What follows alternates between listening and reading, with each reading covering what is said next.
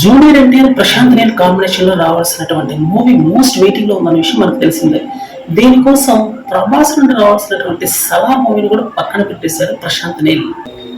అయితే ఈ మూవీలో హీరోయిన్ గా నటించబోతుంది నేషనల్ క్రష్ గా పిలువబడుతున్నటువంటి రష్మిక మందన్న. ఈ మూవీలో విలన్ గా నటించబోతుంది మాత్రం బాబీ డియోల్ అనేది ఒక చిన్న సమాచారం అయితే వచ్చింది.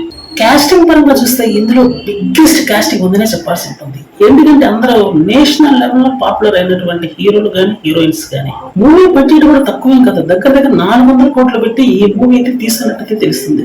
ప్రశాంత్ నీల్ ఈ మూవీని పకడ్బందీగా అయితే తీసే అవకాశం ఉందని మాత్రం గట్టిగానే తెలుస్తుంది. ఎప్పటి నుంచి ఈ మూవీకి సంబంధించినటువంటి రూమర్స్ వినిపిస్తున్నాయి. ఈ మధ్య రీసెంట్ గా రిలీజ్ అయిన పోస్టర్ తో ఒక్కసారిగా భారీ అంచనా పెంచేశాడు.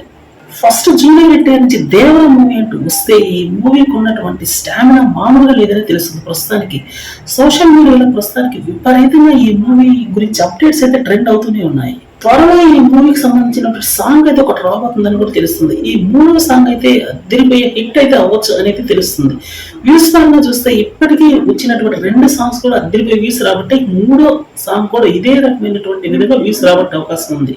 RRR మూవీలో రాజమౌళి ఎస్టాబ్లిష్ చేసినటువంటి పూర్తి స్థాయి మాస్ ఎలిమెంట్స్ మించి మరి ఈ మూవీలో అయితే వన్ హీరోగా చేయాలని మాత్రం ప్రశాంత్ నీల్ అయితే కోరుతున్నాడని తెలుస్తుంది. ఎందుకంటే ఆయన్ని ఈసారి చూపించే విధానం మామూలుగా ఉండబోదని తెలుస్తుంది.